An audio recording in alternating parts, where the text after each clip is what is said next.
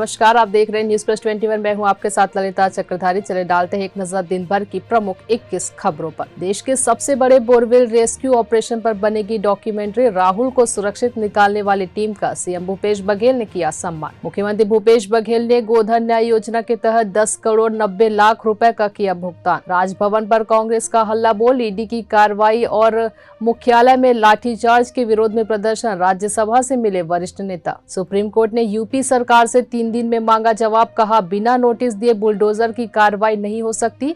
अगली सुनवाई 21 जून को। अपने दूसरे घर में नरेंद्र मोदी पीएम बनने के बाद हिमाचल में पहली बार बिताएंगे रात। परोसी जाएगी कांगड़ी धाम और सेपू बड़ी। महंगे तेल से हवाई सफर महंगा। स्पाइस जेट की फ्लाइट्स में सफर 15% महंगा। एक साल में 120% महंगा हुआ एविएशन फ्यूल। मंत्रिमंडल ने 4.3 लाख करोड़ रुपए की 5G स्पेक्ट्रम नीलामी को दी मंजूरी। 26 जुलाई से होगी शुरू। रायपुर में भीषण सड़क हादसा, बाइक सवारों को ट्रक ने रौंदा, 1 की मौत। 40 लाख गांजा के साथ यूपी के 2 तस्कर छत्तीसगढ़ में गिरफ्तार। जीएसटी काउंसिलिंग की 47वीं बैठक 28-29 जून को श्रीनगर में होगी। जम्मू कश्मीर के गुलगाम में सुरक्षा बलों ने 2 आतंकियों को मार गिराया। बिहार में अग्निपथ के विरोध में प्रदर्शन के चलते 22 ट्रेनें रद्द, 5 रीशेड्यूल। मराठी अभिनेत्री केतकी चिताले को ठाणे सत्र कोर्ट ने दी जमानत। रक्षा मंत्री राजनाथ सिंह ने एलओसी के फॉरवर्ड एरिया में जवानों से की मुलाकात। अग्निपथ योजना को लेकर सीएम योगी आदित्यनाथ की युवाओं से अपील। कहा, किसी बहकावे में न आए।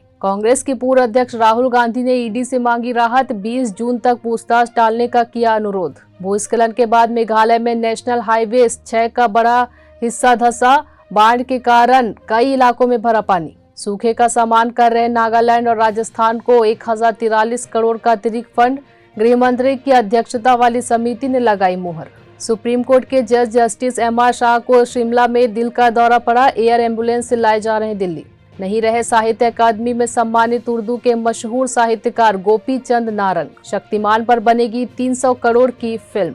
ऐसी ही जानकारी से लगातार अपडेट रहने के लिए देखते रहिए न्यूज प्लस 21, आपके हक की बात।